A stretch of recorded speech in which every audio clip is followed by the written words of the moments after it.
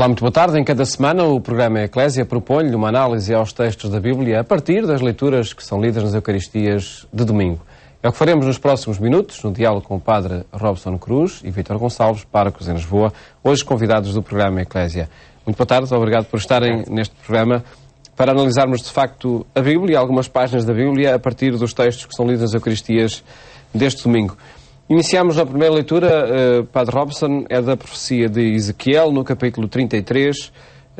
Começa por falar na figura do sentinela. Antes de mais, pedia-lhe para caracterizar, e neste contexto da leitura, para caracterizar esta figura da sentinela quando aplicada a um profeta.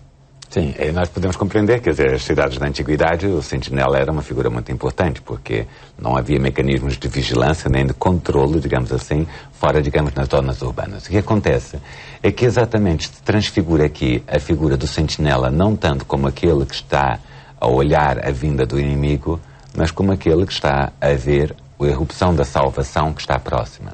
Só que esta salvação, nos profetas do exílio, Jeremias e Ezequiel, é uma salvação que tem um contorno de julgamento, ou seja, e por isso mesmo a figura do sentinela é aquele que anuncia que está iminente uma ação de Deus no mundo que vai, endireitar as coisas, ou seja, retirar tudo aquilo que é perversidade de uma forma de organização, digamos, de todo o povo, daquilo que são as convicções básicas das pessoas, a forma como elas organizam a sua vida, e que Deus vai reestruturar tudo isso segundo a verdade, segundo a justiça. É isso que significa a palavra julgamento, e por isso, quando Deus faz o seu julgamento, necessariamente tem uma função de purificar, mas tem sobretudo uma função também de transformar o homem.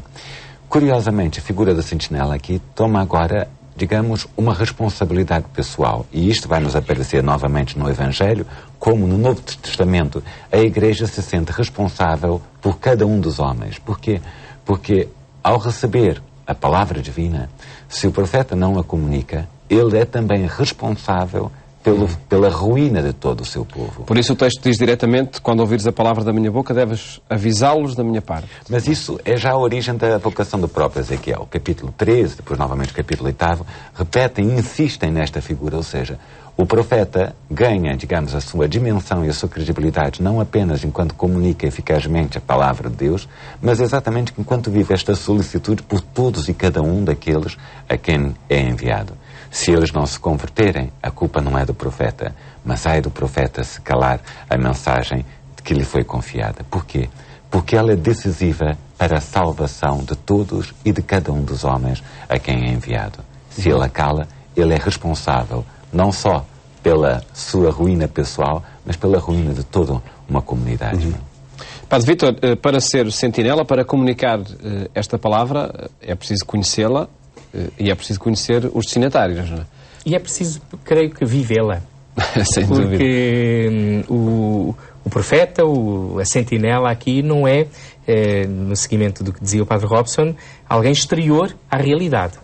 Portanto, a sua experiência interior de Deus e de ser possuído por essa palavra, de assumir também como sua, dá-lhe muito maior credibilidade e torna-o, então, capaz dessa sensibilidade espiritual muito aguda para perceber os caminhos por onde Deus quer que a comunidade, que a cidade, que o povo caminhe, e ao mesmo tempo que há modos de pensar, experiências e escolhas que são contrárias a esse projeto de Deus. E, portanto, ele está ali naquela capacidade de ver e, ao mesmo tempo, de apontar o que está errado, portanto, de exercer uma dimensão de julgamento nesse aspecto, não um julgamento definitivo, mas um julgamento que tem em vista a conversão, a transformação, o crescimento, porque, no fundo, é isso que dali transparece. Deus não quer a morte do ímpio, nem do pecador, e por isso constitui-nos responsáveis uns pelos outros. Essa dimensão de responsabilidade que é dada ao profeta, à comunidade, depois à Igreja, sem dúvida. E passamos à análise do segundo texto, Padre Robson, a segunda leitura deste domingo, que é do capítulo 13 da Epístola de São Paulo aos Romanos, e perguntava-lhe em que contexto é que, nas palavras de São Paulo, surge esse maior de todos os mandamentos: amarás o próximo como a ti mesmo. Nós continuamos com o capítulo 13, que é a parte, digamos, exortativa da carta aos Romanos, ou seja, Paulo contemplou a totalidade do amor de Deus em Jesus Cristo e diz: começou uma vida nova em nós a partir da Páscoa de Jesus. E por isso, qual é a forma de viver agora? É viver a vida como Jesus vivia. Curiosamente, esse texto começa exatamente com uma afirmação que podemos compreender que na época e no contexto, sobretudo, do mundo judaico, era algo muito sensível, né? Não devais a ninguém coisa alguma.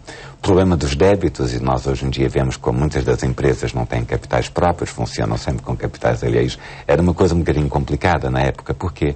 Porque exatamente a propriedade configurava também a própria dignidade da pessoa. Era impossível para alguém pensar que enriquecia à custa de dinheiro emprestado na mentalidade palestina. Só que Paulo parte deste fator cultural, ou seja, a relação que as pessoas tinham com a propriedade, para uma outra dimensão, que é não devais coisa alguma, ou seja, não é apenas os bens ou o dinheiro, mas não tenhais nenhuma situação em que alguém vos possa sentir que estás a prejudicar. E Paulo depois concretiza isso. O amor é a plenitude disto tudo. É curioso, é porque Paulo, quando nos diz, não é, não devais coisas nenhuma a alguém, não cometerás adultério, não matarás, não furtarás, não cobiçarás, e todos os outros mandamentos, está a insistir sobretudo na dimensão social, digamos, desta vivência do amor. Nós perguntamos, mas isto é amor ou é justiça? Respeitar o outro, respeitar a sua propriedade, não é? Promovê-lo enquanto pessoa é uma questão, digamos, de amor. Mas Paulo diz aqui, a própria justiça é transfigurada pelo amor. E fazendo todas essas coisas, que nós até atualmente temos um enquadramento legal que protege valores fundamentais, pelo menos de alguns aspectos da vida humana, não é? Nós sabemos, o cristianismo traz algo mais. Traz um horizonte que é a gratuidade do amor como Jesus o viveu.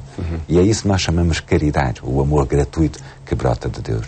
E Paulo diz, isso é que transfigura a própria ordem da justiça no mundo. Não é? Que impacto terá tido este mandamento pleno do amor na própria pessoa de São Paulo, sendo judeu? E até porque depois o texto que se lê neste domingo termina, a caridade é o pleno cumprimento da lei. Há aqui um confronto entre caridade e lei, e de que forma é que ele se equaciona no mundo judaico? Há vários confrontos, quer dizer, assim, primeiro, não esqueçamos, a lei era sobretudo compreendida à época de São Paulo como uma lei ritual. O que é que define a pureza ou a impureza para a pessoa poder comparecer diante da Assembleia de Israel? E, portanto, esta visão reducionista da lei que algumas correntes, digamos, farisaicas trouxeram, de facto faziam esta oposição. Enquanto se nós lemos muitos aspectos do livro de Deuteronômio, nós ficamos admirados, porque a lei aí é também um convite ao amor. Deuteronômio 8, Deuteronômio 9, insiste, a lei é o dom do amor que Deus faz ao seu povo e a possibilidade do povo responder com amor a Deus. Segundo, há um fator cultural, que é a vivência do amor.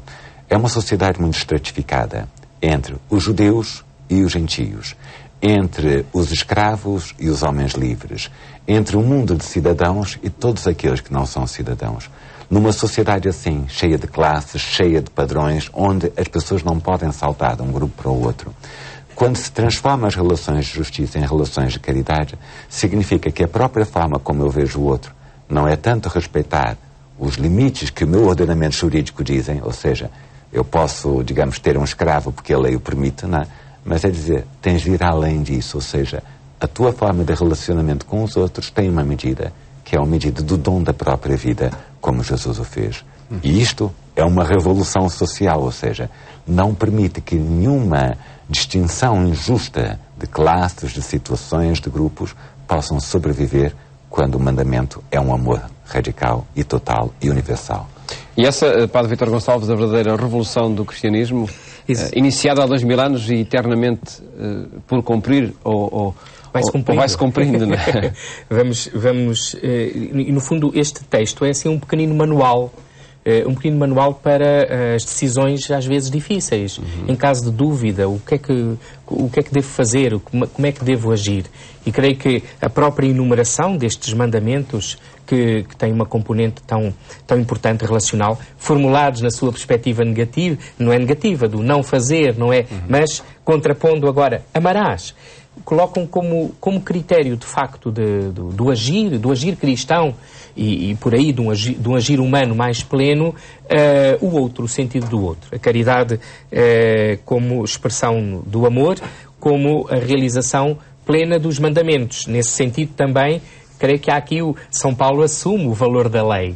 mas coloca acima da lei, coloca como fruto mais excelso da lei essa caridade que dá sentido à vivência dos mandamentos, dos preceitos, mas ao mesmo tempo liberta de uma mentalidade escrupulosa que vai contando os limites, até onde é que vou, até onde vou.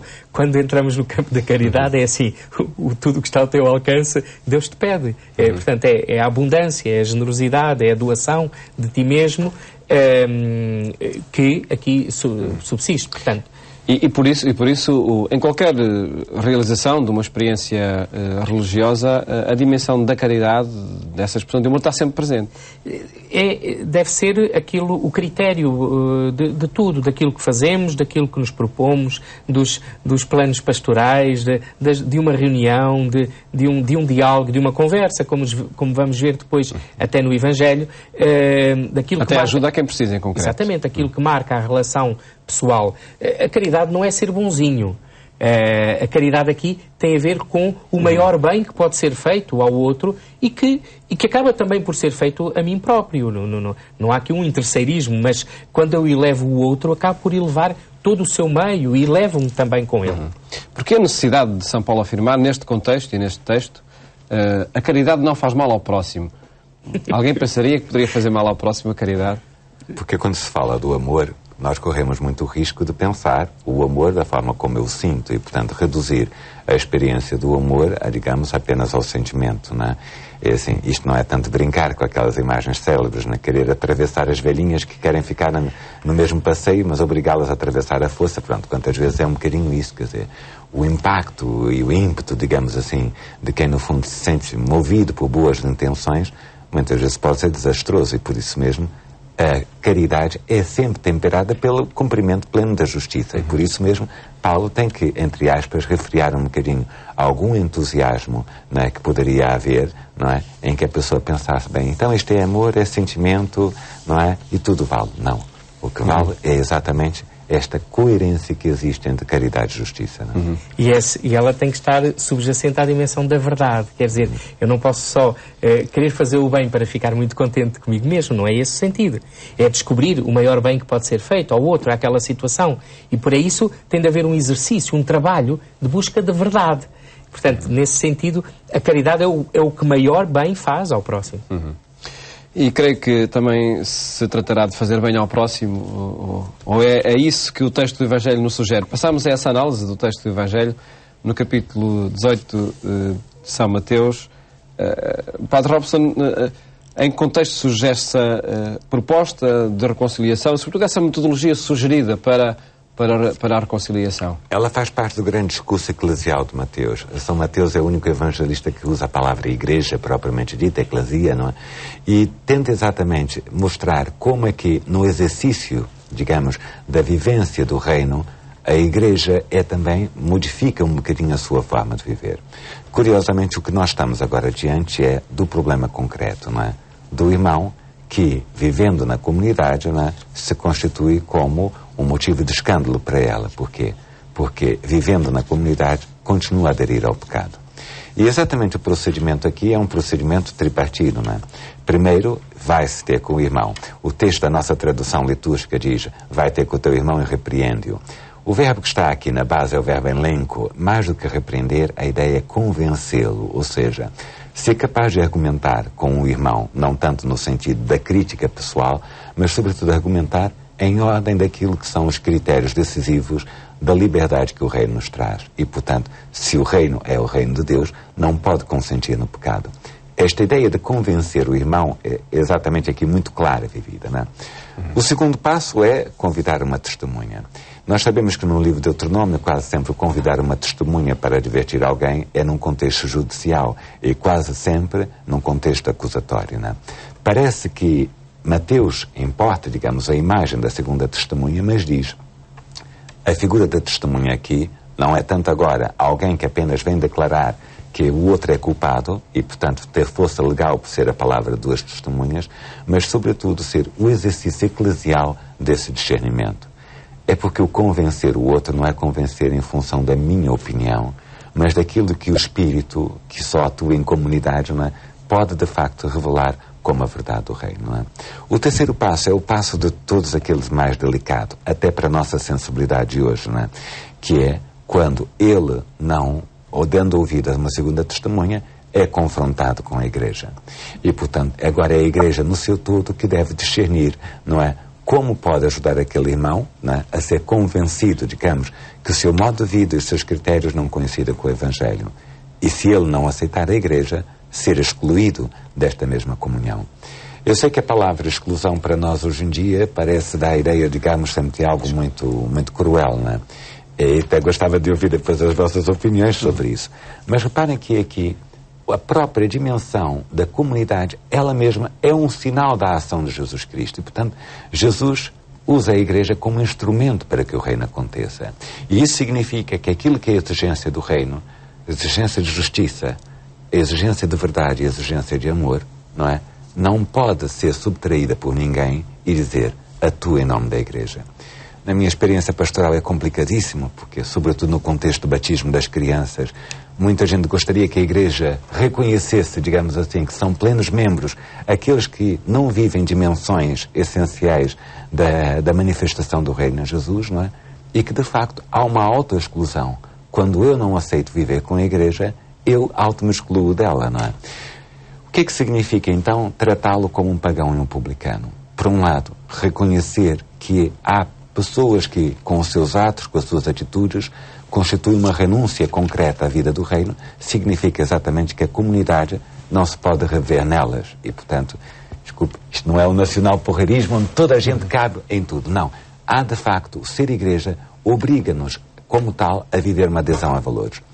Mas, por outro lado, também o Evangelho de Mateus é o Evangelho que mais insiste que o objeto da solicitude primordial da missão eclesial é o cuidado dos publicanos e dos pagãos, ou seja, aquele que não pode, entre aspas, representar esta unidade da Igreja, torna-se o objeto fundamental da sua oração, da sua missão, do seu esforço, entende, de persuasão para o amor de Deus. E, portanto, não é uma pessoa proscrita, não é? Mas é uma pessoa que se torna exatamente objeto de uma especial solicitude na comunidade. E já voltaremos a essa exclusão, ou se quer começar já por aí, Padre Vitor? Porque é a atitude de Jesus, quer dizer, os pagãos e os publicanos, não vou dizer que eram os prediletos, mas curiosamente eram aqueles onde Jesus via por vezes a transformação, a conversão, no sentido de que nunca perder a esperança de ninguém.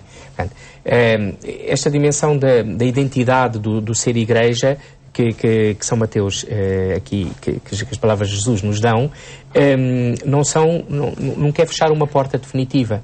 Não é um discurso de exclusão? Não é um discurso de exclusão no sentido de que não há possibilidade de entrar na comunhão, mas é um discurso de viver na autenticidade. É um discurso de identidade. Eu acho que é assim, ou seja, o que é que nos caracteriza, não é? Exato. Até porque é São Mateus que gosta de ressaltar várias vezes e em imagens que a Igreja não se compõe só de santos. As parábolas, quando fala do terreno onde cresce o trigo e o joio, e crescem, e depois tem que se separar, a rede que apanha todo o tipo de peixes, e naturalmente há peixes que são para comer e outros não, o banquete para o qual são convidados bons e maus. Mas onde esta dimensão da identidade e da autenticidade da vivência deve sobressair. Creio que este aspecto e esta pedagogia no fundo, da procura da verdade, é uma pedagogia baseada no amor, porque tem em conta o outro, os seus ritmos, a sua realidade, o pôr-nos na pele dele. No fundo, o valor absoluto aqui não é tanto a verdade, mas é um amor. Mas um amor que tem que ser vivido com verdade. E por isso, às vezes, o modo de apresentar a verdade, gerando discórdias, rancores, qual o objetivo disso? Isso pode acontecer, por exemplo, neste episódio que o Padre Robson falava há pouco, em momentos de batismos, quando não há, enfim, uma configuração com que é a identidade. É porque, do ponto de vista sociológico, muitas vezes é assim, as pessoas não querem estar tão perto da Igreja para se comprometer com ela, mas não querem estar também tão longe dela que percam os direitos que ela lhes dá. E a Igreja tem o direito de, num gabinete burocrático, carimbar a exclusão? Não é um gabinete burocrático, é sempre uma relação, quer dizer... E é essa relação e é a proposta de um caminho. Eu, pelo menos, estou sempre muito sensível a isso.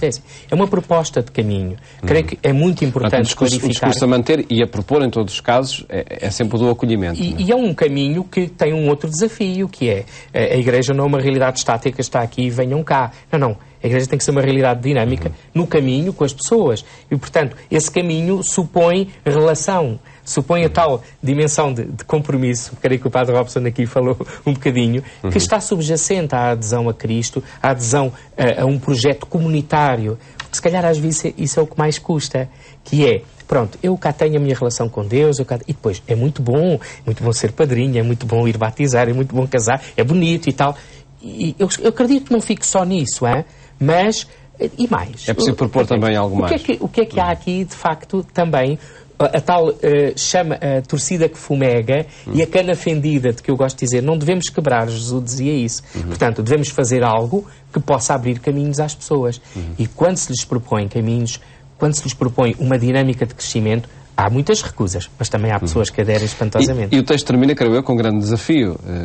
Onde estão 2 ou 3 reunidos em meu nome, eu estou no meio deles. Acaba por ser o segredo de uma assembleia, de uma igreja. É o segredo do discernimento cristão. Quer dizer, é assim, aqui não é tanto sobre a oração, provavelmente está a falar, mas está a falar exatamente sobre a capacidade que a Igreja tem de discernir como chega aos outros e como consegue construir ela própria unidade na forma como vive como comunidade. Não é? E é uma graça que o Espírito dá à Igreja. Não é? Agradeço-vos terem estado aqui, nosso tempo chegou ao fim. Muito obrigado por terem estado connosco neste programa, onde quisemos apresentar as mensagens sugeridas pelas leituras da Bíblia que são lidas nas Eucaristias deste domingo. Votos de um bom fim de semana e até à próxima segunda-feira, se Deus quiser.